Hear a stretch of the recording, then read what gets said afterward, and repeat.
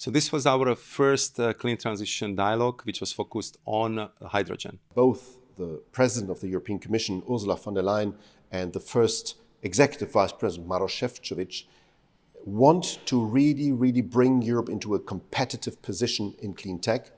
And it's an honor that they started this dialogue with hydrogen, and we are committed to deliver. We've seen a tremendous growth in the hydrogen market, so much so that we've reached the point that the current system does not support it.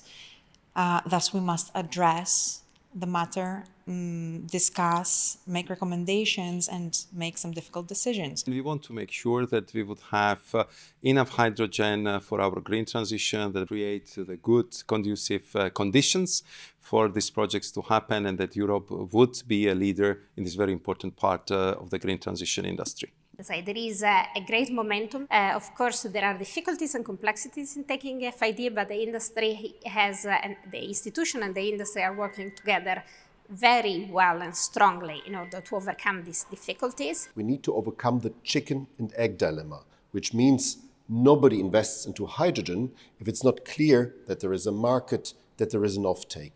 It's always the matter of the chicken and the egg. Who starts first? We need to have financing, we need to have production of hydrogen, we need to have the technology to do that, and we need to have the off-takers. We have to hurry up, that we need to have a look at the infrastructure to transport, for example, or the hydrogen in a way that is really available at 2030.